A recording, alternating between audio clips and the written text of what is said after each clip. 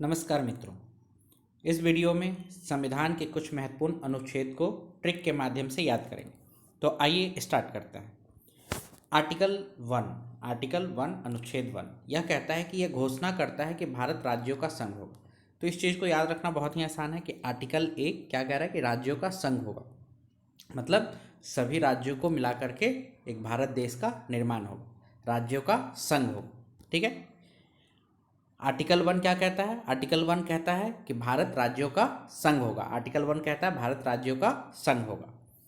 आगे देखिए article number 3, संसद विधि द्वारा नए राज्य बना सकती है तथा पहले से अवस्थित राज्यों के क्षेत्रों, सीमाओं एवं नामों में परिवर्तन कर सकती है। आर्टिकल 3 अनुच्छेद 3 कहता है कि संसद जो है नया राज्य बना सकती है और पहले से जो राज्य हैं उनके क्षेत्र, सीमा या नाम में परिवर्तन कर सकती है। तो देखिए इसको इस तरीके से याद रखेंगे। तीन से फिन मतलब कि फिन हम चाहें तो जो राज्य है उस राज्य का क्षेत्र, सीमा बदल सकते हैं, उसका नाम बदल सकते हैं, उस राज्य को बांट करके 2 राज्य में बना सकते हैं, 3 राज्य बना सकते हैं। फिन मतलब अभी जो है फिन से हम राज्य को इधर से उधर नाम उसका परिवर्तन कर सकते हैं, बांट सकते हैं और नया राज्य भी बना सकते हैं। नया राज्य बना सकते हैं मतलब कि मान लीजिए किसी अगल बगल के देश का एरिया को हमने कैप्चर कर लिया तो उस तरीके से नया राज्य बना दिए, या जो पुराना वर्तमान में है उसी राज्य के सीमा में परिवर्तन कर दिए, उसी राज्य का नाम बदल दिए। ठीक है। तो किस आर्टिकल के तहत? आर्टिकल 3। तो इस तरीके से याद रखिएगा कि आर्टिकल 3 के तहत, और ये सब काम कौन कर सकता है? संसद कर सकता है।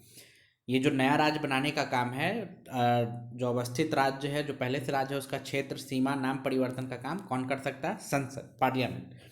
तो आर्टिकल 3 कहता है कि संसद विधि द्वारा नए राज्य बना सकती है तथा पहले से अवस्थित राज्यों के क्षेत्रों, सीमाओं एवं नामों में परिवर्तन कर सकती है। आर्टिकल 5 कहता है कि संविधान के प्रारंभ होने के समय भारत में रहने वाले वे सभी व्यक्ति यहाँ के नागरिक होंगे जिनका जन्म भारत में हुआ है, जिनके पिता या माता भारत के नागरिक हों या संविधान के प्रारंभ के समय भारत में रह रहे हो। आर्टिकल 5 कहता है कि हम अपने नागरिकों के ऊपर आंच नहीं आने देंगे। आर्टिकल 5 कहता है कि नागरिकों के ऊपर आंच नहीं आने देंगे। और आर्टिकल 5 ही बताता है कि नागरिक कौन होगा। तो नागरिक वो होगा जो कि संविधान प्रारंभ होने के, भारत का जो संविधान है, जिस समय भारत का संविधान शुरू हुआ तो उस समय भारत में रहने वाले लोग भारत के नागरिक कहलाएंगे।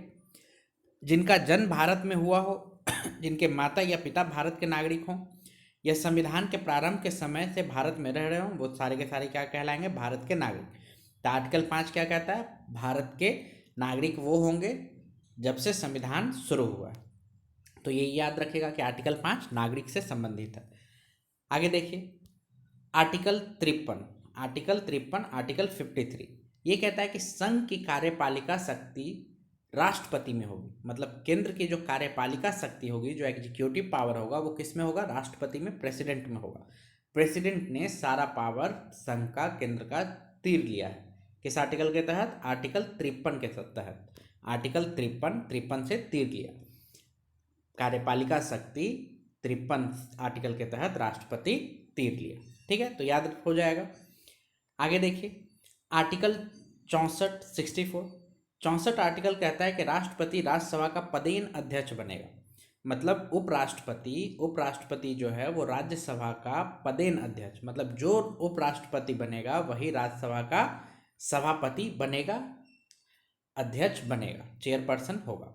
जो उपराष्ट्रपति होगा वही राज्यसभा का अध्यक्ष बनेगा। अध्यक्ष समझ रहे हैं कि यहाँ पे एक कुर्सी पे बैठा होता है और बाकी यहाँ पे सदस्य होते हैं। ये अध्यक्ष अध्यक्ष से कहने पे ये सब अपनी बातों को रखते हैं।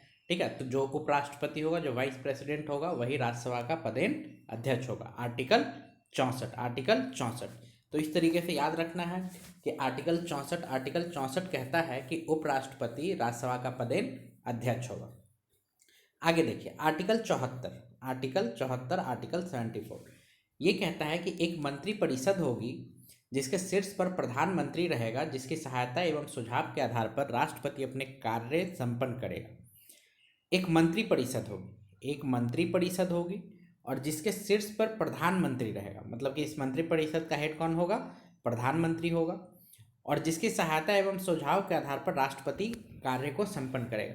और इसी मंत्रिपरिषद के सहायता से और सुझाव पे राष्ट्रपति जो है वो अपना काम करेगा। मतलब कि जो प्रधानमंत्री कहेगा राष्ट्रपति को वो चीज़ करना है, उस चीज़ पे सिग्नेचर कर देना है। राष्ट्रपति मंत्रिपरिषद के लिए किसी सलाह के पुनर्विचार को आवश्यक समझ सकता है। राष्ट्रपति जो है, मंत्रिपरिषद यदि कोई सलाह देती है, कोई काम करने को कहती है, तो राष्ट्रपति जो है वो मंत्रिपरिषद को पुनर्विचार करने के लिए कह सकता है कि इस पर फिर से पुनर्विचार करो। पर पुनर्विचार के पश्चात दी गई सलाह के अनुसार वह कार्य करेगा। लेकिन सलाह देने के बाद भी कि फिर से पुनर्विचार करो, और मंत्रिपरिषद पुनर्विचार करने के बाद फिर से वही काम करने को राष्ट्रपति को कहता है, तो राष्ट्रपति को वो चीज़ करना पड़ेगा। इससे संबंधित किसी विवाद की परीक्षा किसी न्यायालय में नहीं होगी। और इससे यदि कोई किसी तरीके का विवाद उपजता है, विवाद होता है, तो इसके लिए न्यायालय में नहीं ले जाया जा सकता, नहीं मंत्रिपरिषद को और ना ही राष्ट्रपति को। तो आर्टिकल 74 क्या कहता है? आर्टिकल 74 कहता है कि एक मंत्रिपरिषद होगा, एक काउंसिल होगा, और उसी के सलाह पे राष्ट्रपति काम करेगा। आर्टिकल 74 क्या कहता है? एक मंत्रिपरिषद होगा। आगे देखिए आर्टिकल 76 ये कहता है कि राष्ट्रपति महान्यायवादी की नियुक्ति की जाएगी। राष्ट्रपति द्वारा महान्यायवादी की नियुक्ति की जाएगी। महान्यायवादी का मतलब अटॉर्नी जनरल। अटॉर्नी जनरल का मतलब ये होता है कि देश का सरकार का सबसे बड़ा वकील।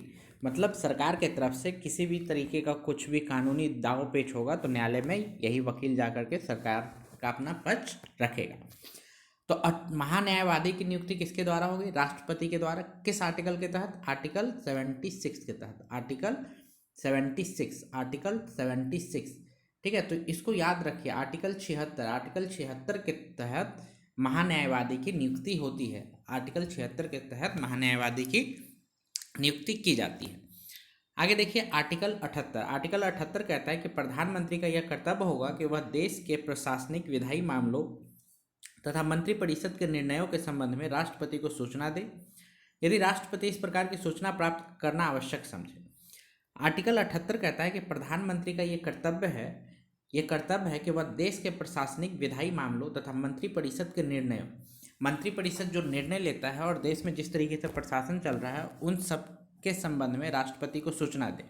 यदि राष्ट्रपति कोई सूचना प्राप्त करना चाहता है, कोई सूचना चाहता है अपने प्रशासन से संबंधित, क्योंकि सबसे हेड किसे माना गया? राष्ट्रपति।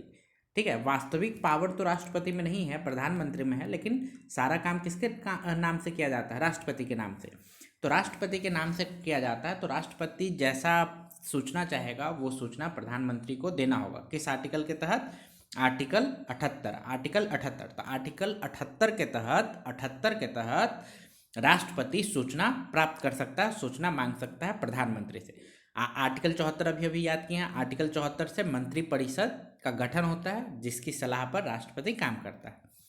आगे देखिए आर्टिकल 86 कहता है कि इसके अंतर्गत राष्ट्रपति द्वारा संसद को संबोधित कर तथा संदेश भेजने का अधिकार उल्लेख है। आर्टिकल 86 के तहत राष्ट्रपति जो है वो संसद को संबोधित कर सकता है, मतलब संसद में भाषण दे सकता है और संसद को किसी तरीके का संदेश भेज सकता है। किस आर्टिकल के तहत? 86। तो 86 के तहत राष्ट्रपति को ये पावर है कि वो संसद में भाषण दे सकता है और संसद को कोई संदेश भेज सकता है, कोई मैसेज भेज सकता है कि आपको ऐसे काम करना चाहिए या कुछ भी। ठीक है, किस आर्टिकल के तहत? आर्टिकल 86 के तहत। तो देखिए अभी तक हमने कौन कौन से आर्टिकल देख लिया। आर्टिकल 1 देखा, यह घोषणा करता है कि भारत राज्यों का संघ होगा। आर्टिकल 3 कहता है कि संसद विधि द्वारा नए राज्य बना सकती है और जो पहले से राज्य हैं उसके क्षेत्र में, सीमा में, नाम में परिवर्तन कर सकती है, आर्टिकल 3 के तहत। आर्टिकल 5 नागरिकों से संबंधित है। आर्टिकल 53 की बात किया जाए तो सारा शक्ति तीर लिया राष्ट्रपति, कार्यपालिका संबंधी शक्ति राष्ट्रपति ने तीर लिया। आर्टिकल 64 कहता है कि उपराष्ट्रपति राज्यसभा का पदेन अध्यक्ष होगा। आर्टिकल 74 कहता है कि एक मंत्रिपरिषद होगी। आर्टिकल 76 कहता है कि राष्ट्रपति द्वारा महान्यायवादी की नियुक्ति की जाएगी।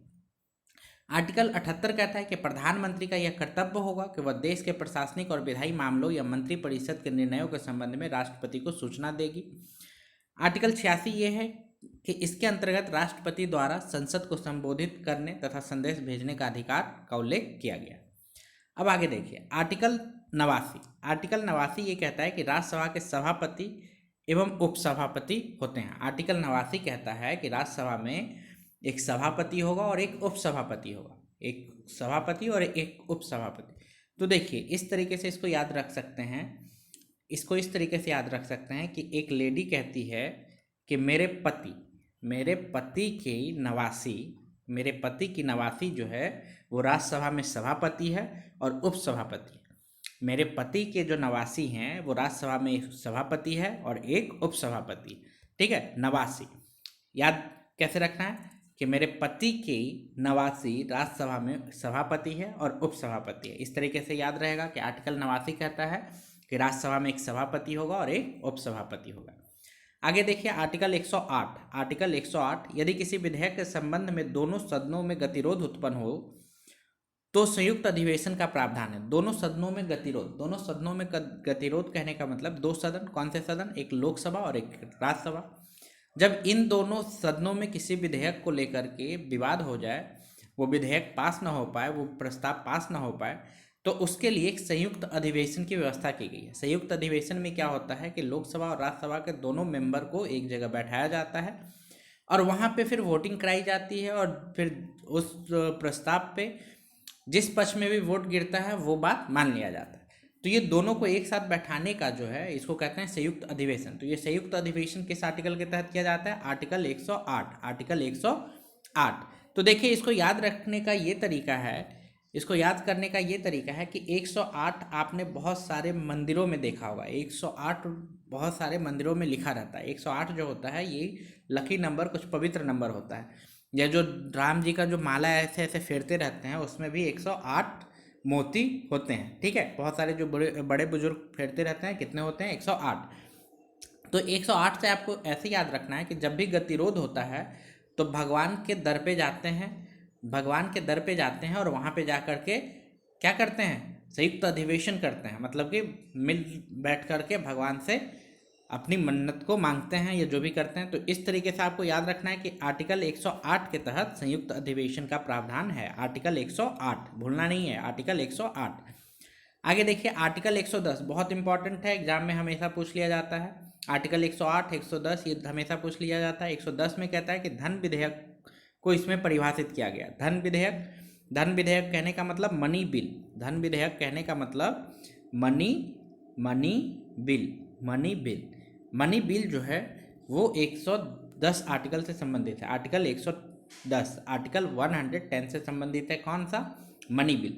तो देखिए इसको ऐसे याद रखिए, ये बड़ा वाला ये मनी इसमें वो आ रहा है तो यही 110। ठीक है, अब आप यदि बार बार पढ़ेंगे तो आपको याद हो जाएगा, नहीं पढ़ेंगे भूल जाएंगे। ठीक है, ट्रिक भी भूल जाएंगे, इसलिए बार बार सुनिए वीडियो को, बार बार पढ़िए तो याद हो जाएगा। आर्टिकल 110 कहता है कि ये मनी बिल से संबंधित है, मनी बिल को डिफाइन करता है आर्टिकल 110। ठीक है, और ये मोस्ट इंपॉर्टेंट है, याद ही होना चाहिए। अब देखिए आगे है आर्टिकल 111। ये कहता है कि संसद के दोनों सदनों द्वारा पारित विधेयक राष्ट्रपति के पास जाता है। संसद के दोनों सदनों, लोकसभा राज्यसभा, कोई भी विधेयक जब तक लोकसभा राज्यसभा से पास नहीं होता तब तक राष्ट्रपति के पास नहीं भेजा जाता। तो लोकसभा राज्यसभा से पास होने के बाद वो विधेयक कहाँ जाता है? राष्ट्रपति के पास जाता है। राष्ट्रपति यदि उस पर सिग्नेचर कर देता है तो वो विधेयक अधिनियम बन जाता है, कानून बन जाता है। तो यही कहा गया है कि आर्टिकल 111 के तहत संसद के दोनों सदनों द्वारा पारित विधेयक राष्ट्रपति के पास जाता है। राष्ट्रपति उस विधेयक को सम्मति प्रदान कर सकता है या अस्वीकृति कर सकता है। राष्ट्रपति उस विधेयक को मतलब कि सहमति दे सकता है या उसे नकार सकता है, अस्वीकृत कर सकता है। वह संदेश के साथ या बिना संदेश के संसद को उस पर पुनर्विचार के लिए भेज सकता है। संदेश के साथ या बिना संदेश के ही पुनर्विचार के लिए कहाँ भेज सकता है? संसद पर यदि द्वारा विधेयक को संसद द्वारा राष्ट्रपति के पास भेजा जाता है तो वह इसे अस्वीकृत कर देगा। पर यदि द्वारा विधेयक को संसद द्वारा राष्ट्रपति के पास भेजा जाता है तो वह इसे अस्वीकृत नहीं कर सकता।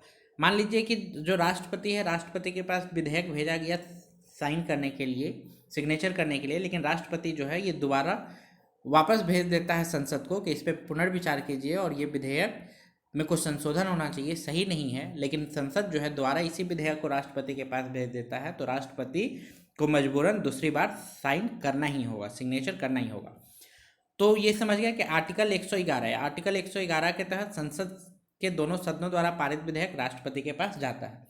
तो इसको इस तरीके से याद रख सकते हैं, 111 मेरे यारा, 111 मेरे यारा, विधेयक भेजो मेरे प्यारा। ठीक है, विधेयक भेजो मेरे प्यारा, इस तरीके से मतलब किसी भी तरीके से याद रख लीजिए। 111 मेरे यारा, विधेयक भेजो मेरे प्यारा। कौन कह रहा है? राष्ट्रपति कह रहा है। ठीक है, कौन कह रहा है? राष्ट्रपति कह रहा है 111 मेरे यारा, विधेयक भेजो मेरे प्यारा। ठीक है, कौन कह रहा है? राष्ट्रपति कह रहा है। किससे कह रहा है? दोनों सदनों से कह रहा है। आगे देखिए, आर्टिकल 112। आर्टिकल 112 कहता है कि प्रत्येक वित्तीय वर्ष हेतु राष्ट्रपति द्वारा संसद के समक्ष बजट पेश किया जाएगा। ठीक है, तो प्रत्येक वित्तीय वर्ष में क्या संसद द्वारा प्रस्तुत किया जाता है? बजट। क्या किया जाता है? बजट। तो राष्ट्रपति द्वारा संसद के समक्ष, राष्ट्रपति द्वारा संसद के समक्ष बजट पेश किया जाएगा। तो प्रत्येक वित्तीय वर्ष में क्या होता है? बजट पेश होता है। तो आर्टिकल 112 के तहत बजट पेश किया जाता है। तो ये बजट पेश किया जाता है, इसको इस तरीके से याद रखना है कि बजट में क्या होता है? बजट में पैसे की चर्चा होती है। तो इसमें राष्ट्रपति ये कह रहे हैं कि एक एक कर दो, मतलब सब लाइन लगाए हुए हैं पैसे लेने के लिए। तो राष्ट्रपति क्या कह रहे हैं कि एक एक कर दो, एक एक कर दो, एक एक को दो, मतलब एक एक करके दो, मतलब बजट। ठीक है, तो इस तरीके से याद रखेंगे कि आर्टिकल 112 के तहत संसद में बजट पेश किया जाता है। आगे देखिए आर्टिकल 123। आर्टिकल 123 ये कहता है कि संसद के अवकाश सत्र नहीं चलने की स्थिति में राष्ट्रपति को अध्यादेश जारी करने का अधिकार है। अध्यादेश को इंग्लिश में कहते हैं ऑर्डिनेंस। अध्यादेश को इंग्लिश में कहते हैं ऑर्डिनेंस। तो संसद के अवकाश कहने का मतलब कि जब लोकसभा का सत्र नहीं चल रहा हो या राज्यसभा का सत्र नहीं चल रहा हो, तो उस समय यदि किसी आवश्यक विषय पे कोई कानून बनाने की जरूरत पड़ती है तो राष्ट्रपति अध्यादेश जारी कर सकता है, जो कि बिल्कुल कानून के बराबर ही होता है और उसी तरीके से काम करता है। तो ये जो राष्ट्रपति की अध्यादेश ऑर्डिनेंस जारी करने का ताकत है वो किस आर्टिकल से मिलता है? आर्टिकल 123। आर्टिकल 123। तो इसको हम इस तरीके से याद रख सकते हैं कि एक व्यक्ति 23 में आके ऑर्डिनेंस अध्यादेश जारी कर दिया, ऑर्डिनेंस या अध्यादेश जारी कर दिया। एक व्यक्ति 23 में आकर, 23 समझते हो? 23 में आके एक व्यक्ति 23 में आके अध्यादेश जारी कर दिया, और वो व्यक्ति कौन है? राष्ट्रपति। तो आर्टिकल 123 राष्ट्रपति को अध्यादेश जारी करने का ताकत देता है। अब आइए आर्टिकल 124। आर्टिकल 124 के अंतर्गत सर्वोच्च न्यायालय का गठन का वर्णन है। आर्टिकल 124 जो है ये सुप्रीम कोर्ट के गठन के बारे में बोलता है कि सुप्रीम कोर्ट का गठन किस तरीके से होगा। Article 124, article 124, article 124।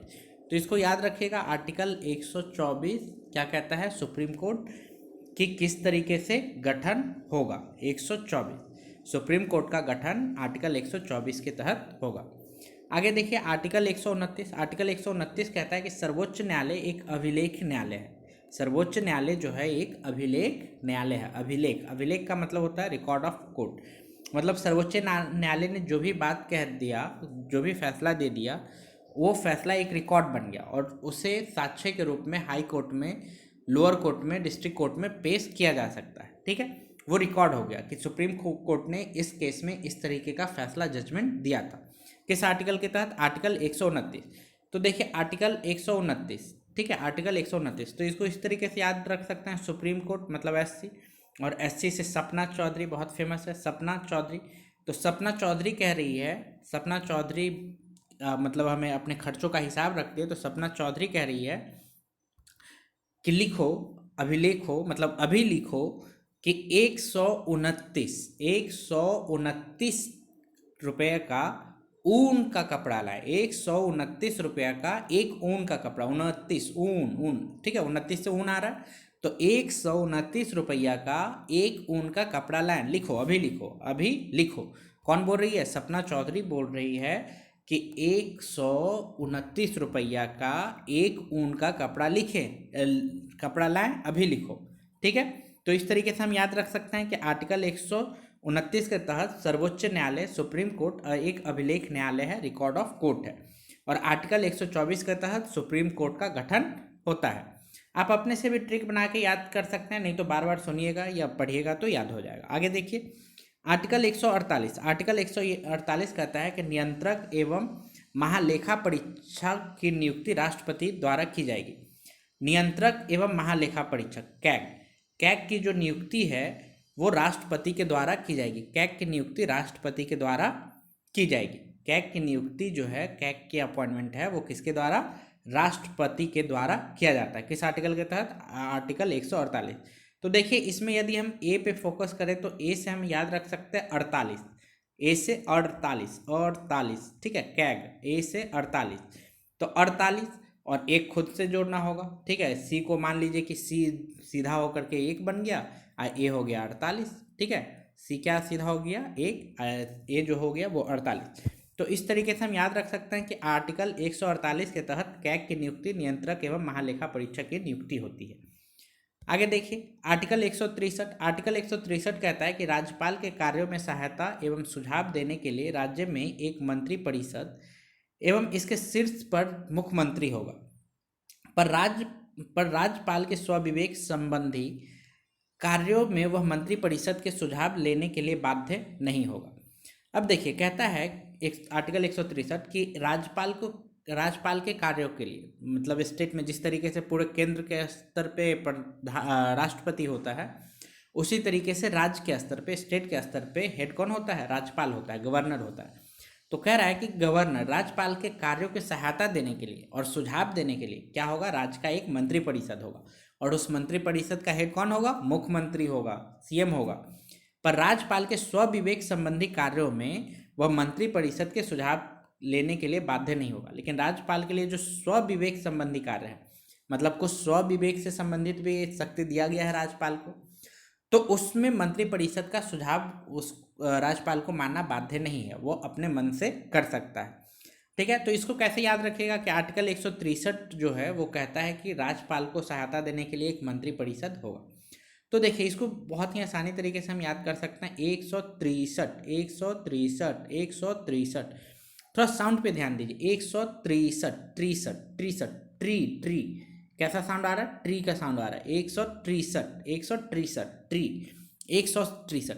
तो कह रहा है कि एक ट्री है, तो इमेजिन कर लीजिए, कोई भी अपने मन से एक ट्री इमेजिन कीजिए। हमने इमेजिन मान लीजिए कर लिए बरगद का, आम का, इमली का, खजूर का, तार का, कोई भी पेड़ आप इमेजिन कर लीजिए। तो एक ट्री है, एक ट्री और एक ट्री के नीचे इस ट्री को सहारा देने के लिए, सहायता देने के लिए क्या होता है? एक जड़ होता है। जड़ दूर दूर तक फैला रहता है। ये जो जड़ है यही क्या है? मंत्री परिषद है। ये क्या है? ये मंत्री परिषद। और यही मंत्री परिषद इस ट्री को क्या करता है? सहायता देता है। और ये ट्री से समझिए एक ट्री मतलब एक राज्यपाल, एक राज्यपाल को सहायता देने के लिए कौन होता है? ये मंत्री परिषद। तो इस तरीके से हम याद रख सकते हैं कि आर्टिकल 163 के तहत राज्यपाल को सहायता देने के लिए एक मंत्री परिषद होता है, जिसके हेड, मंत्री परिषद का हेड मुख्यमंत्री होता है। आगे देखिए आर्टिकल 169। आर्टिकल 169 कहता है कि राज्यों में विधान परिषदों की रचना या उनकी समाप्ति विधानसभा द्वारा बहुमत से पारित प्रस्ताव तथा संसद द्वारा इसकी स्वीकृति से संभव है। आर्टिकल 169 कहता है कि राज्य में विधान परिषदों की रचना, विधान परिषद, लेजिस्लेटिव काउंसिल की स्थापना। आपको पता है विधानसभा और विधान परिषद दो होता है राज्य में। तो किसी राज्य में सिर्फ विधानसभा ही होता है और किसी में दोनों होता है, जैसे विधानसभा, विधान परिषद दोनों होता है, ठीक है। पीछे के वीडियो में मैंने बताया है, तो आप उसको देखिए, समझ में आएगा। तो ये देखिए राज्य में विधान परिषदों की रचना, यदि विधान परिषदों की रचना जो है, कोई राज्य यदि चाहता है कि हमारे यहाँ विधान परिषद हो, तो वहाँ पे संसद जो है वो वहाँ पे विधान परिषद कानून के द्वारा स्वीकृति दे सकती है, विधान परिषद बन सकता है। और कोई राज्य मान लीजिए वहाँ पे विधान परिषद है और वो चाहती है कि हमारे यहाँ विधान परिषद अब ना रहे, सिर्फ विधानसभा ही रहे, तो संसद जो है वो कानून बना करके वहाँ से विधान परिषद को समाप्त कर सकती है, खत्म कर सकती है उस राज्य से। तो देखिए इस तरीके से ये जो पावर है, ये जो काम करने का कि संसद कहीं पे विधान परिषद को ला सकती है, कहीं से विधान परिषद को हटा सकती है, किस आर्टिकल के तहत? आर्टिकल 169 के तहत, आर्टिकल 169। तो इसको इस तरीके से हम याद रखते हैं कि 169, 69 का मतलब तर गया, 69, तर गया मतलब अच्छा हो गया, भलाई हो गया, 169। मतलब 169 संसद जो है एक विधान परिषद ला करके राज्य को तार दिया, या एक संसद जो है एक संसद जो है वो वहाँ से विधान परिषद को ख़त्म करके राज्य को तार दिया।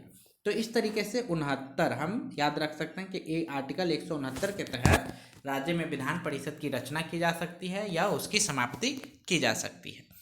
आगे देखिए आर्टिकल 200। आर्टिकल 200 कहता है कि राज्य की विधायिका द्वारा पारित विधेयक राज्यपाल के समक्ष प्रस्तुत किया जाएगा, वह इस पर अपनी सहमति दे सकता है या इसे अस्वीकृत कर सकता है। देखिए आर्टिकल 200 कहता है कि आर्टिकल 200 के तहत राज्यपाल के समक्ष विधेयक जो है वो पारित प्रस्तुत किया जाएगा। विधायिका ने जो भी विधेयक पारित किया है वो विधेयक किसके पास, राज्यपाल के पास प्रस्तुत किया जाएगा, और राज्यपाल जब सिग्नेचर कर देगा तभी वो अधिनियम बनेगा, कानून बनेगा। जिस तरीके से हमने राष्ट्रपति में देखा था कि 111 के तहत 111 के तहत सदन से पारित विधेयक राष्ट्रपति के पास सिग्नेचर के लिए जाता है, उसी तरीके से राज्य में विधायिका से पारित विधेयक सिग्नेचर के लिए राज्यपाल के पास जाता है आर्टिकल 200 के तहत। तो याद रखिएगा आर्टिकल 200 के तहत, आर्टिकल 200 के तहत। तो अब देखिए वो जो विधेयक है वो राज्यपाल के पास जाता है आर्टिकल 200 के तहत, तो क्या क्या हो सकता है। तो राज्यपाल जो है वो अपनी सहमति दे सकता है, मतलब कि उस पर सिग्नेचर कर दिया। राज्यपाल या तो उसको अस्वीकृत कर सकता है, मतलब उसको रिजेक्ट कर देगा, सिग्नेचर नहीं करेगा, ठीक है, ये काम कर सकता है। और क्या कर सकता है, वह इस विधेयक को संदेश के साथ या बिना संदेश के पुनर्विचार हेतु विधायिका को वापस भेज सकता है। तो राज्यपाल जो है संदेश के साथ कि इसमें ये संशोधन कीजिए, ये गड़बड़ी है, इसके साथ, या बिना संदेश के ही विधायिका के पास पुनर्विचार के लिए कि इस पर पुनर्से विचार कीजिए, दोबारा से इसको पास करके भेजिए। पुनर्विचार करना मतलब इसको दोबारा पास कीजिए, जिस तरीके से आपने पहली बार पास किया था बहुमत से या साधारण बहुमत से या विशेष बहुमत से, फिर से वैसे ही पास कीजिए और फिर वापस भेजिए। पर पुनर्विचार के बाद दोबारा, तो अगर मान लीजिए कि पुनर्विचार के लिए भेजा जाता है और विधायिका को ये लगता है कि वाकई में इसमें कुछ कमी है तो उसमें संशोधन कर सकती है। साथ में ये भी कर सकती है कि अगर पुनर्विचार के लिए भेजा गया और लगा कि नहीं ये अब सही नहीं है कानून, तो कानून ही बदल सकते, उस विधेयक को ही बदल सकती। लेकिन यदि जो विधायिका है वो पुनर्विचार के बाद मान लीजिए उसमें कुछ संशोधन कर दी, या बिना संशोधन के द्वारा विधेयक यदि राज्यपाल को भेज दिया जाता है, तो राज्यपाल इस बार अस्वीकृत नहीं कर सकता, उस राज्यपाल को साइन करना ही करना होगा, साइन करेगा और वो विधेयक जो है वो कानून बन जाएगा। इसके अलावा जो राज्यपाल है वो क्या कर सकता है, इसके अतिरिक्त वह विधेयक को राष्ट्रपति के पास विचार के लिए भी भेज सकता है, ठीक है। और इसके अलावा ये कर सकता है कि राष्ट्रपति वो जो विधेयक है वो किसके पास डायरेक्ट भेज दे, राष्ट्रपति के पास, ठीक है, किसके पास, क्योंकि पूरे देश का हेड कौन होता है, राष्ट्रपति। तो राष्ट्रपति के पास भेज दे कि ये देखिए ये ऐसा ऐसा विधेयक आया है, आप सोच समझ के बताइए, सिग्नेचर कर दीजिए या जो फैसला है वो फैसला दे दीजिए। किसके पास भेज सकते हैं, राष्ट्रपति। तो ये समझ में आया कि जो राज्यपाल है, राज्यपाल के पास विधेयक आर्टिकल 200 के तहत प्रस्तुत किया जाता है, तो राज्यपाल उस पर सिग्नेचर कर सकता है या नहीं कर सकता है, ठीक है। अगर दोबारा विधायिका जो है उसको पुनर्विचार करने के बाद यदि राज्यपाल के पास भेजती है तो राज्यपाल को सिग्नेचर करना ही पड़ेगा।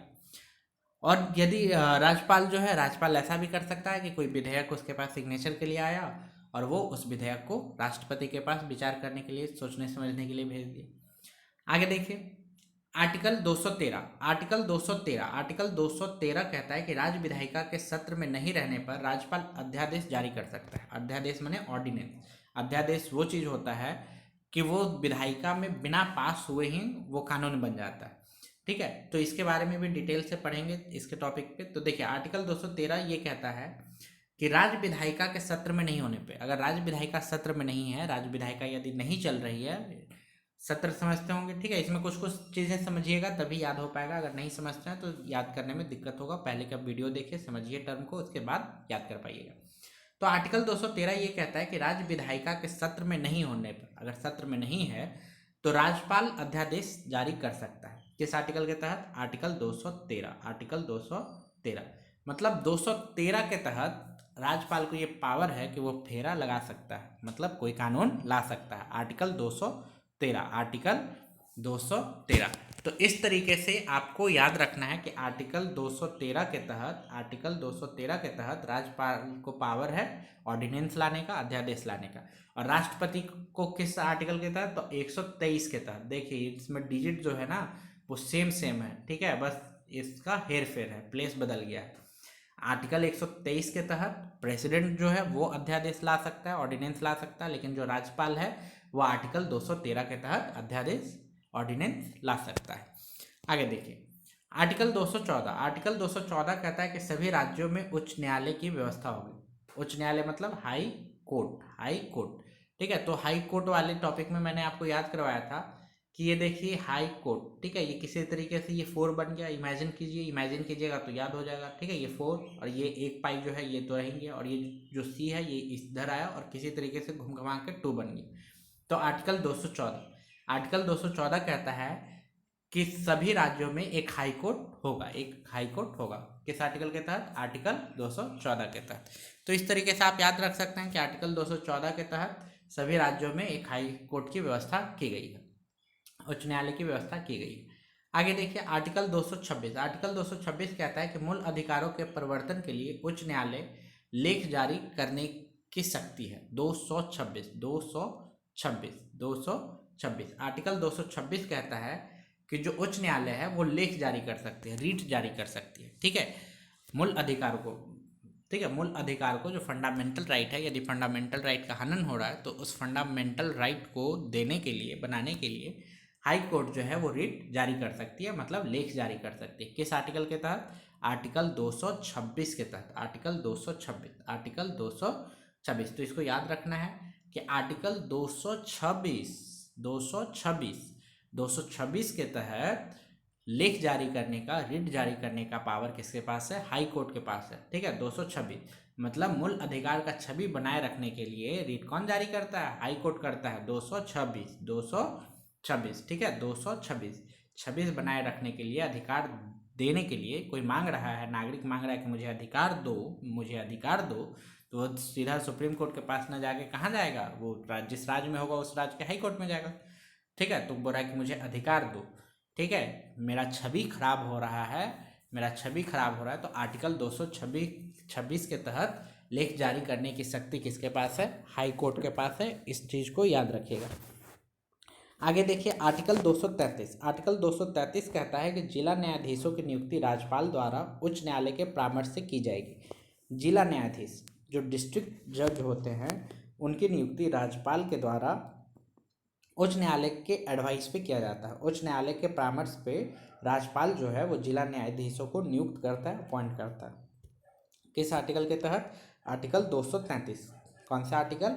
आर्टिकल 233। बार बार बोलिए, बार बार पढ़िए, बार बार सुनिए, तो इस तरीके से आर्टिकल याद हो जाएगा। आर्टिकल 233 कहता है कि राज्यपाल जिला न्यायाधीशों के डिस्ट्रिक्ट जज को अपॉइंट करता है। बस इतना ही याद रखना है कि आर्टिकल 233 के तहत राज्यपाल डिस्ट्रिक्ट जज को नियुक्त करता है, अपॉइंट करता है। आगे देखिए आर्टिकल 235 कहता है कि उच्च न्यायालय का नियंत्रण अधीनस्थ न्यायालय पर रहेगा। आर्टिकल 235 कहता है कि हाई कोर्ट का जो कंट्रोल है वो अधीनस्थ, उसके नीचे के जो कोर्ट है उनके ऊपर कंट्रोल रहेगा। किसका? हाई कोर्ट का। किस आर्टिकल के तहत? आर्टिकल 235 आर्टिकल 235 के तहत हाई कोर्ट का अधीनस्थ न्यायालय पे कंट्रोल रहेगा। बार बार बोलिए, बार बार सुनिए, याद हो जाएगा। आर्टिकल 239 कहता है कि केंद्र शासित प्रदेशों का प्रशासन राष्ट्रपति द्वारा होगा। वह यदि उचित समझे तो बगल के किसी राज्य के राज्यपाल को इसके प्रशासन का दायित्व सौंप सकता है या एक प्रशासक की नियुक्ति कर सकता है। देखिए आर्टिकल 239 कहता है कि केंद्र शासित प्रदेश जो यूनियन टेरिटरीज हैं वहाँ पे प्रशासन किसका चलाया जाएगा? राष्ट्रपति का। राष्ट्रपति के द्वारा प्रशासन चलाया जाएगा। कहाँ पे? केंद्र शासित प्रदेशों में, यूनियन टेरिटरीज में। किस आर्टिकल के तहत? आर्टिकल 239 के तहत। और कहा यह जाता है कि वह यदि उचित समझे, कौन? राष्ट्रपति यदि उचित समझे तो बगल के किसी राज्यपाल को प्रशासन का दायित्व दे दिया जा सकता है। उस केंद्र शासित प्रदेश का जो प्रशासन है किसी बगल के राज्यपाल का द्वारा दे दिया जा सकता है, या एक प्रशासक की नियुक्ति किया जा सकता है, मतलब एक IAS ऑफिसर वहाँ पे नियुक्त किया जा सकता है। किस आर्टिकल के तहत? आर्टिकल 239। तो आपको बस इसमें यही याद रखना है कि आर्टिकल 239 के तहत केंद्र शासित प्रदेशों में प्रशासन राष्ट्रपति द्वारा किया जाता है। केंद्र शासित प्रदेशों में प्रशासन राष्ट्रपति द्वारा किया जाता है। किसके तहत? आर्टिकल 239, आर्टिकल 239 याद रहेगा, कोशिश कीजिए याद रहेगा। आर्टिकल 243, आर्टिकल 243 कहता है कि इसमें पंचायत एवं नगर पालिकाओं के गठन, संरचना, आरक्षण, शक्तियां, प्राधिकार एवं उत्तरदायित्व से संबंधित प्रावधान किया गया। आर्टिकल 243 में पंचायत नगर पालिका के गठन, संरचना, आरक्षण और शक्तियां, अधिकार, उत्तरदायित्व से संबंधित प्रावधान किया गया है। 243 ठीक है, 243 ठीक है। 243 में कहा गया है कि इसमें पंचायत नगर पालिका के गठन, संरचना, आरक्षण, मतलब पंचायत और नगर पालिका, ठीक है। ये पंचायत वाला में हम आपको याद करवाए हैं पंचायती राज व्यवस्था में कि आर्टिकल 243 के तहत, आर्टिकल 243 के तहत पंचायत नगर पालिकाओं का गठन किया जाएगा। उनका संरचना क्या होगा पंचायत का, नगर पालिका का, आरक्षण किस तरीके से दिया जाएगा, शक्तियां क्या होगी, अधिकार क्या होगा, उत्तरदायित्व क्या होगा, किस आर्टिकल के तहत? आर्टिकल 243, आर्टिकल 243 याद रखेगा। आर्टिकल 243 के तहत क्या किया जाता है? पंचायत एवं नगर पालिकाओं के गठन से संबंधित है, पंचायत और नगर पालिका। और आर्टिकल 243 जो है वो राज्य वित्त आयोग से भी संबंधित है। आगे देखिए आर्टिकल 245, आर्टिकल 245 कहता है कि संसद संपूर्ण देश या इसके किसी हिस्से तथा राज्य विधान पालिका अपने राज्य या इसके किसी हिस्से के लिए कानून बना सकती है, ठीक है। तो 245 ठीक है, तो 35 लगा करके जो संसद है और विधान पालिका है, विधान पालिका राज्य में, ठीक है, ये संसद जो है पूरे देश में या पूरे देश के किसी एक कोने में, किसी एक हिस्से में, या जो विधान पालिका है वो पूरे राज्य में या राज्य के किसी एक हिस्से में कानून बना सकती है। सिर्फ उसके लिए, उस हिस्से के लिए या पूरे देश के लिए या पूरे राज्य के लिए कानून बना सकती है, ठीक है। तो किस आर्टिकल के तहत? आर्टिकल 245, आर्टिकल 245 के तहत संसद संपूर्ण देश के लिए या उसके किसी एक हिस्से के लिए कानून बना सकती है। और इसी आर्टिकल के तहत जो राज्य विधान पालिका है वो पूरे राज्य के लिए या राज्य के किसी एक हिस्से के लिए कानून बना सकती है। किस आर्टिकल के तहत? आर्टिकल 245, आर्टिकल 245 याद रखिएगा, आर्टिकल 245 के तहत। आगे देखिए आर्टिकल 248, आर्टिकल 248 कहता है कि विधि निर्माण संबंधी अवशिष्ट शक्तियां संसद में निहित है। विधि निर्माण, आर्टिकल 248 कहता है कि विधि निर्माण संबंधी अवशिष्ट शक्तियां किसके पास हैं? संसद के पास। मतलब कि कानून बनाने की जो अवशिष्ट शक्तियां हैं, आपको पता है कि 3 सूची में बांटा गया है, संघ सूची, राष्ट्र सूची और संवर्ती सूची। और इन तीनों सूची के अलावा जो विषय बच जाते हैं उनको अवशिष्ट कहते हैं, अवशिष्ट विषय। और ये जो अवशिष्ट विषय है इस पे कानून बनाने का अधिकार किसको है? संसद को। तो यही है अवशिष्ट शक्तियाँ, कि अवशिष्ट शक्तियों पे कानून, अवशिष्ट विषयों पे कानून बनाने की ताकत किसकी है? संसद की है। किस आर्टिकल के तहत? आर्टिकल 248। तो देखिए संसद जो है ये अड़ गया कि हम ही कानून बनाएंगे, हम किसी को बनाने ही नहीं देंगे, ना हम राज्य को बनाने देंगे, नहीं कुछ, हम अकेले ही बनाएंगे, ठीक है। कौन अड़ गया? संसद। अब भाई संसद है, केंद्र में है, ये पार्लियामेंट है, तो ज़्यादा सुपर बॉडी है, ज़्यादा पावरफुल है, तो ये अड़ गया, तो इसकी बात माननी पड़ी, ठीक है। तो आर्टिकल 248 कहता है कि अवशिष्ट शक्तियों पे विधि कानून कौन बनाएगा? संसद बनाएगा, आर्टिकल 248 के तहत। आगे देखिए आर्टिकल 249, आर्टिकल 249 कहता है कि राज्यसभा विशेष बहुमत द्वारा राष्ट्र सूची के किसी विषय पर लोकसभा को 1 वर्ष के लिए कानून बनाने के लिए अधिकृत कर सकता है यदि वह इसे राष्ट्रीय हित में आवश्यक समझे। तो ये भी मैंने पहले याद करवाया है कि आर्टिकल 249, ठीक है, 49, तो इससे साउंड आ रहा है 49, चांस आ रहा है, ठीक है, चांस आ रहा है। आपको पता है कि 3 सूची होती है, संघ सूची, राष्ट्र सूची और संवर्ती सूची। तो राज्यसभा विशेष बहुमत द्वारा जो राज्य सूची में विषय दिया गया है उस पे यदि विशेष बहुमत द्वारा इस पे यदि पारित कर दिया जाता है प्रस्ताव, तो लोकसभा को 1 वर्ष के लिए कानून बनाने का अधिकार मिल जाता है। लोकसभा जो है उस विषय पे, राज्य सूची में जो विषय है उस पे भी 1 वर्ष के लिए कानून बना सकती है, ठीक है। और वो ऐसा कब किया जा सकता है? जब राष्ट्र हित के लिए आवश्यक हो, जब राष्ट्र हित के लिए आवश्यक हो। और 1 वर्ष के लिए वो कानून चलेगा और इसे विशेष बहुमत द्वारा पारित करके इसे और भी आगे बढ़ाया जा सकता है। किसके द्वारा? राज्यसभा के द्वारा। किस आर्टिकल के तहत? आर्टिकल 249 के तहत, ठीक है। तो जो संसद है वो चांस कहाँ मार लेता है, राज्य के विषय सूची पे भी चांस मार लेता है आर्टिकल 249 के तहत। अब आगे देखिए आर्टिकल 262। आर्टिकल 262 कहता है कि अंतर्राज्यीय नदियां या नदी घाटियों के जल के वितरण एवं नियंत्रण से संबंधित विवादों के लिए संसद विधि द्वारा निर्णय कर सकती है। संसद जो है वो विधि के द्वारा निर्णय कर सकती है, किस चीज़ के लिए, नदी के लिए, नदी घाटी के लिए। जैसे अंतर्राज्यीय नदी, नदी जो होती है वो किसी बाउंड्री में नहीं बहती है, मतलब किसी एक राज्य में नहीं बहती, बल्कि नदी बह रही है तो इस राज्य से बहते हुए वो दूसरे राज्य में, तीसरे राज्य में, इस तरीके से पहुंच जाती है।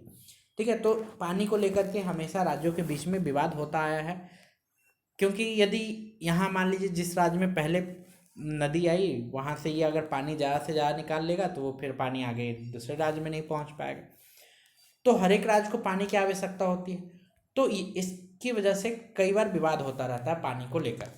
तो इसके लिए संविधान में इसके आर्टिकल के तहत ये चीज़ बताया गया है कि जो विवाद है उसको सुलझाया जा सकता है। किस आर्टिकल के तहत, आर्टिकल 262। आर्टिकल 262 के तहत अंतर्राज्यीय नदी या नदी घाटियों के जल के विवरण और नियंत्रण से संबंधित विवादों के लिए संसद कानून बना सकती है। ठीक है, मतलब कि कानून बना सकती है कि किस राज्य में कितना पानी रहेगा, किस तरीके से कोई पानी को रोक सकता है, कानून बना सकती है। इससे संबंधित कौन बना सकती है, संसद। किस आर्टिकल के तहत, आर्टिकल 262 के तहत। Article 262, article 262। तो देखिए 262 इस तरीके से बहने का साउंड आएगा, 62 बहा बहा बहा बहासठ। ठीक है, तो आर्टिकल 262 कहता है कि अंतर्राज्यीय नदियों के लिए संसद जो है वो कानून बना सकती है।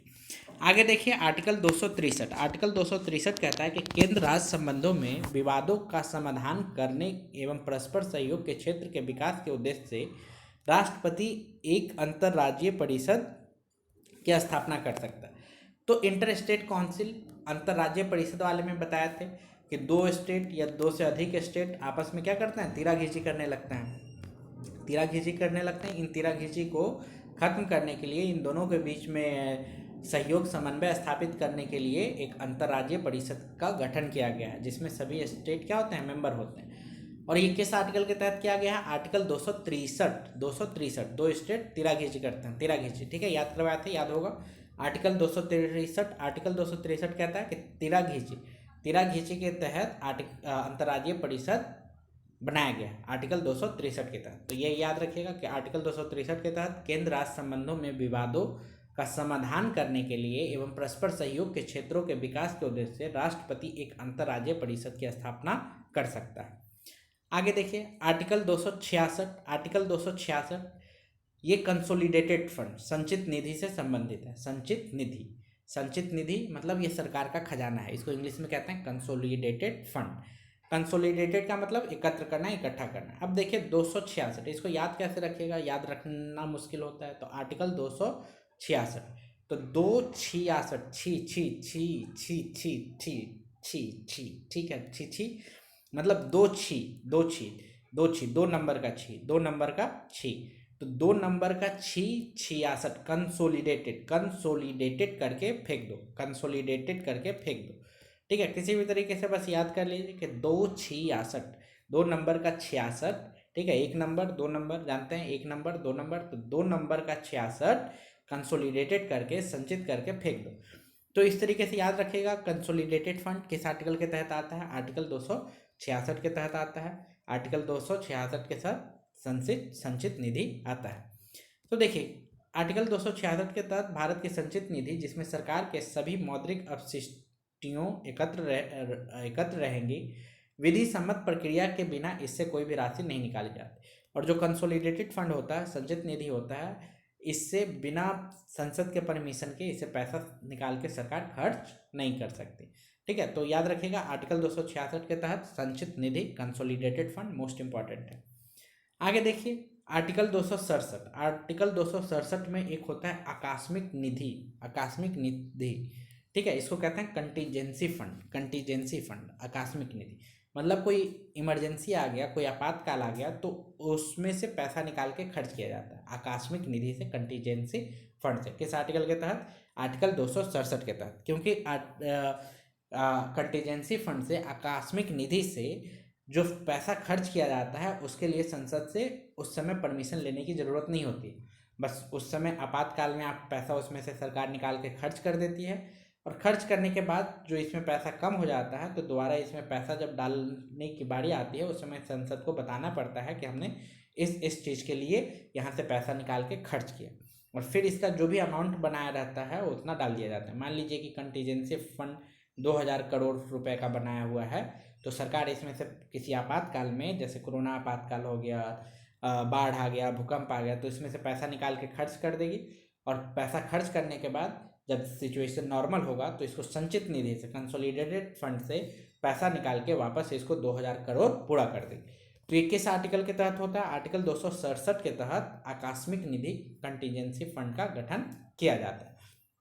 तो देखिए इसको इस तरीके से हम याद रख सकते हैं, 67 मतलब सर गया, सर गया, ठीक है। इतना आपदा आ गया है, कोरोना आ गया है, ये वो दुनिया जहान बाढ़ ये सब आ गया है, लेकिन सरकार पैसा नहीं खर्च कर रही है आपातकाल में, आपातकाल निधि से, आकस्मिक निधि से, कंटीजेंसी फंड से। तो लोग क्या कर रहे हैं कि दो दो क्यों सरा रहे हो, क्यों सरा रहे हो, 67 पैसे को क्यों सरा रहे हो, दो हम लोगों की जान बचाओ, 267। तो इस तरीके से हम याद रख सकते हैं कि आर्टिकल 267 के तहत आकस्मिक निधि कंटीजेंसी फंड का गठन किया जा सकता है, ठीक है।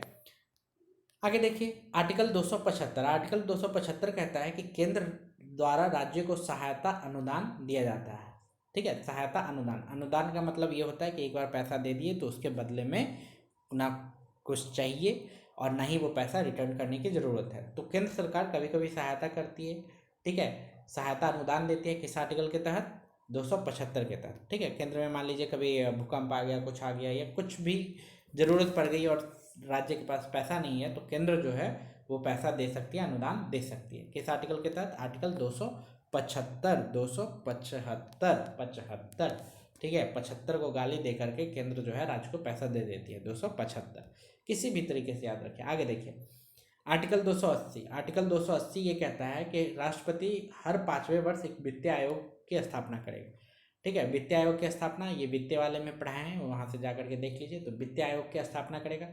क्या क्या ट्रिक बताए थे कि वित्तीय मतलब फाइनेंस, फाइनेंस कमीशन। तो जो फाइनेंशियली स्ट्रांग होगा वही खाना खाने के बाद, खाना खाने के बाद 2 गिलास लस्सी पी पाएगा, 2 गिलास लस्सी पी पाएगा। जो फाइनेंशियली स्ट्रांग होगा खाना खाने के बाद 2 गिलास लस्सी पी पाएगा। 280 से लस्सी को हमने जोड़ दिया, 280 को लस्सी से जोड़ दिया, ठीक है। तो इस तरीके से हम याद रख सकते हैं कि आर्टिकल 280 के तहत वित्तीय आयोग का गठन किया जाता है। आगे देखिए आर्टिकल 300 का, आर्टिकल 300 का या आर्टिकल 300A कहता है कि राज्य किसी भी व्यक्ति को उसकी संपत्ति से वंचित नहीं करेगा, किसी भी व्यक्ति को उसको संपत्ति से वंचित नहीं करेगा। आर्टिकल 300 का, जैसे कि मान लीजिए कि आपका कहीं पे खेत है किसी जगह पे और सरकार को यहाँ से रोड बनाना है, तो सरकार जो है आपकी ज़मीन ऐसे ही नहीं छीन लेगी, ठीक है। अगर वहाँ से ज़मीन लेती है आपका तो उसको मुआवजा देना पड़ेगा। तो ये कानूनी अधिकार है किसके तहत? आर्टिकल 300 क के तहत, आर्टिकल 300 क के तहत। और तो देखिए राज्य किसी भी व्यक्ति को उसकी संपत्ति से वंचित नहीं करेगा। पहले यह प्रावधान मूल अधिकार के अंतर्गत आता था। ये जो संपत्ति का अधिकार वाला है पहले मूल अधिकार के रूप में आता था। तो मूल अधिकार होने की वजह से बहुत प्रॉब्लम होता था, बहुत समस्या होता था कि सरकार को कहीं से ब्रिज बनाना है, कहीं रोड बनाना है, कहीं कुछ बनाना है, तो लोग अपनी ज़मीन देते ही नहीं थे, कहते थे ये तो मेरा फंडामेंटल राइट है। और फंडामेंटल राइट होने की वजह से सरकार उससे ज़मीन को नहीं ले पाती थी। तो इसकी वजह से संविधान में संशोधन किया गया और संशोधन करके इस मूल अधिकार को कानूनी अधिकार बना दिया गया, ठीक है। किस आर्टिकल के तहत रख दिया गया? आर्टिकल 300 क के तहत। तो देखिए पहले यह प्रावधान मूल अधिकारों के अंतर्गत था, पर संविधान के 44वें संशोधन 1978, संविधान के 44वां संविधान संशोधन 1978 के द्वारा इसे अनुच्छेद 300 क में एक सामान्य वैधानिक अधिकार के रूप में अवस्थित कर दिया गया। तो ये याद रखिएगा कि 44वां संविधान संशोधन 1978 के द्वारा जो संपत्ति का अधिकार है, मूल अधिकार, उसको आर्टिकल 300 क में रख करके क्या कर दिया गया? एक वैधानिक कानूनी अधिकार बना दिया गया। आगे देखिए आर्टिकल 312। आर्टिकल 312 कहता है कि राज्यसभा विशेष बहुमत द्वारा नई अखिल भारतीय सेवाओं की स्थापना की अनुशंसा कर सकता है। आर्टिकल 312, ठीक है, ये बहुत आसान है, ये आर्टिकल 312 वाला सबको याद हो जाता है। आर्टिकल 312 के तहत जो राज्यसभा है, जो अपर हाउस है, वो नई अखिल भारतीय सेवाओं की स्थापना कर सकता है। नहीं, अखिल भारतीय सेवा जैसा क्या हो गया, जैसे यूपीएससी हो गया, आईएएस हो गया, ठीक है। तो ये क्या है, अखिल भारतीय सर्विस, मतलब कि पूरे देश के लिए। तो इसी तरीके से जो राज्यसभा है वो और भी नए तरह का अखिल भारतीय सेवा ला सकता है।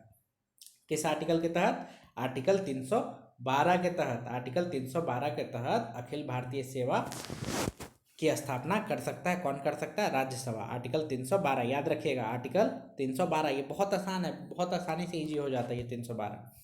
आगे देखिए आर्टिकल 315। आर्टिकल 315 कहता है कि संघ एवं राज्यों के लिए एक लोक सेवा आयोग की स्थापना की जाएगी। संघ एवं राज्य, संघ का मतलब क्या, केंद्र, ठीक है, और राज्य मतलब समझते ही हैं, राज्य बिहार, यूपी, बंगाल, ठीक है। तो संघ एवं राज्यों के लिए एक लोक सेवा आयोग, लोक सेवा आयोग में क्या होता है, आईएएस बनाया जाता है, ठीक है, डीएम, एसडीएम, यही सब बनते हैं। तो 315 के तहत संघ एवं राज्यों के लिए एक लोक सेवा आयोग की स्थापना की जाएगी। तो देखिए लोक सेवा आयोग मतलब कि जो ये सब एग्जाम कंडक्ट करवाएगा, जो चुनेगा कैंडिडेट को। अब देखिए आर्टिकल 315, आर्टिकल 315 इसको याद रखने का तरीका ये है कि गांधी जी के 3 बंदर, ठीक है, 15 मने बंदर, 15 बंदर, गांधी जी के 3 बंदर, और तीनों बंदर क्या कहते थे कि बुरा मत देखो, बुरा मत सुनो और बुरा मत बोलो, ठीक है, बुरा मत बोलो, बुरा मत देखो, बुरा मत सुनो।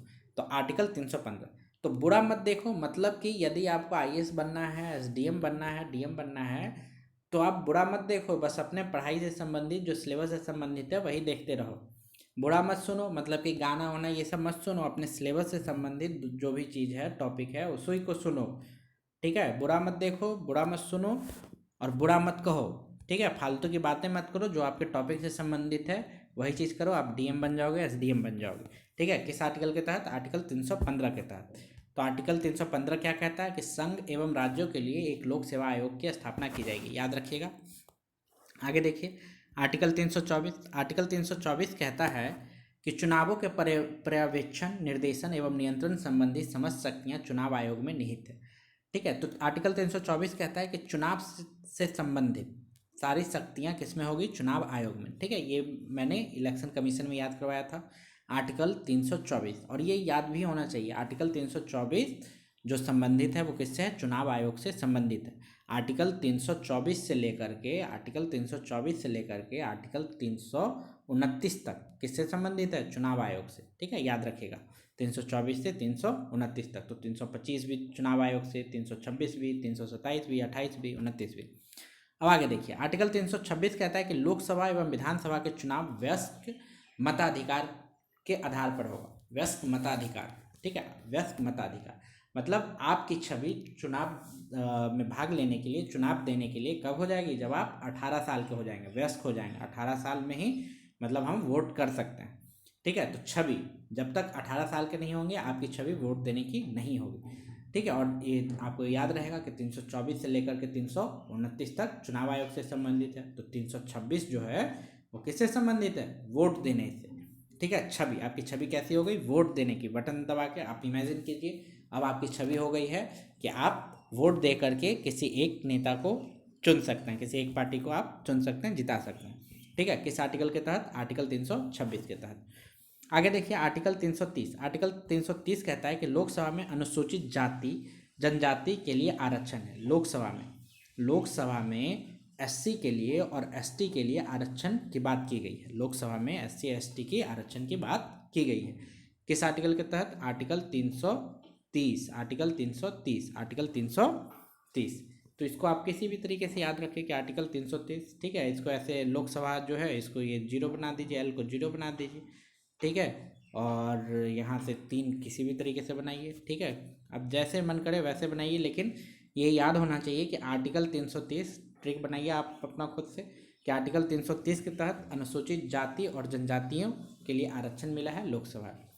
आर्टिकल 331 कहता है कि एंग्लो इंडियन को राष्ट्रपति द्वारा लोकसभा में मनोनयन कर सकता है यदि वह समझे कि उनका उचित प्रतिनिधित्व नहीं है। तो ये जो एंग्लो इंडियन का मनोनयन का था, अपॉइंटमेंट का था, वो अब खत्म कर दिया गया, ठीक है।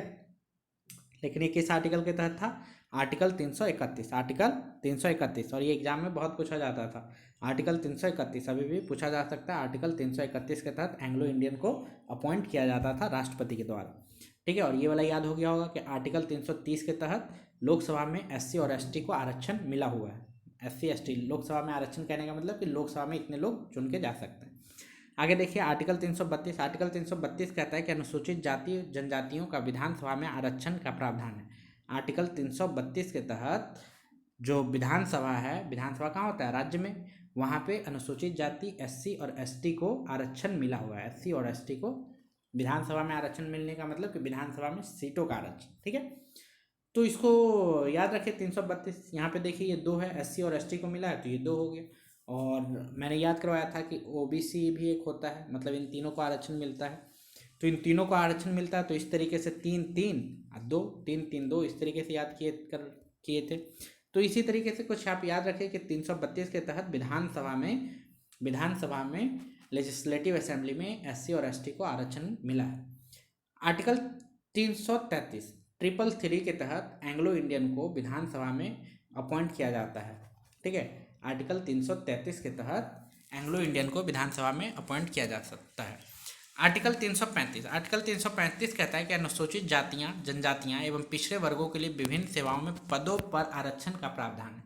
आर्टिकल 335 के तहत याद रखिएगा, जिनको भी आरक्षण मिलता है, जो भी आप लोग आरक्षण पा रहे हैं एससी एसटी ओबीसी ईडब्ल्यूएस, ठीक है, तो इसमें 2 चीज़ एससी एसटी और ओबीसी ये तीनों जो आरक्षण पाते हैं किस आर्टिकल के तहत? आर्टिकल 335 के तहत। आर्टिकल 335 के तहत एससी एसटी और ओबीसी विभिन्न सेवाओं में विभिन्न नौकरियों में आरक्षण पाते हैं, ठीक है। किसके तहत? आर्टिकल 335। आर्टिकल 338 कहता है कि राष्ट्रीय अनुसूचित जाति आयोग आर्टिकल 338 के तहत राष्ट्रीय अनुसूचित जाति आयोग मतलब एससी कमीशन का गठन किया गया है। शेड्यूल कास्ट कमीशन का गठन किसके तहत किया गया? आर्टिकल 338 के तहत। और आर्टिकल 338 क के तहत राष्ट्रीय अनुसूचित जनजाति आयोग एसटी आयोग का गठन किया गया। किसके तहत? आर्टिकल 338 क के तहत। आर्टिकल 340 कहता है कि पिछड़े वर्गों की दशाओं के अन्वेषण के लिए एक आयोग की नियुक्ति होगी, ठीक है। आर्टिकल 340 कहता है कि ओबीसी की दशाओं के लिए, जो पिछड़े वर्ग हैं उनके दशाओं की उनकी क्या स्थिति हो गई है, उनके लिए एक आयोग का गठन होगा। तो आपने देख लिया कि आर्टिकल 338 के तहत एससी के लिए आयोग का गठन, और 338 क में एसटी के लिए आयोग का गठन, और 340 के तहत ओबीसी के लिए आयोग का गठन किया गया। आर्टिकल 343 कहता है कि संघ की आधिकारिक भाषा मतलब केंद्र की आधिकारिक भाषा जो होगी वो देवनागरी लिपि में होगी, लिखी गई हिंदी होगी, ठीक है। देवनागरी लिपि में लिखी हुई हिंदी भाषा होगी। किसकी? संघ की आधिकारिक भाषा, ठीक है। किस आर्टिकल के तहत? आर्टिकल 343 के तहत। आर्टिकल 343। अब देखिए 347 ये कह रहा है, आर्टिकल 347 कह रहा है कि यदि किसी राज्य में पर्याप्त संख्या में लोग किसी भाषा को बोलते हों और उनकी आकांक्षा हो कि उनके द्वारा बोली जाने वाली भाषा को मान्यता दी जाए तो इसकी अनुमति राष्ट्रपति दे सकता है। यदि किसी राज्य में कोई भाषा बहुत ही पर्याप्त संख्या में बोला जा रहा है, बहुत ज़्यादा बोला जा रहा है, तो आर्टिकल 347 के तहत जो राष्ट्रपति है उस भाषा को मान्यता दे सकता है। आगे देखिए आर्टिकल 351 ये कहता है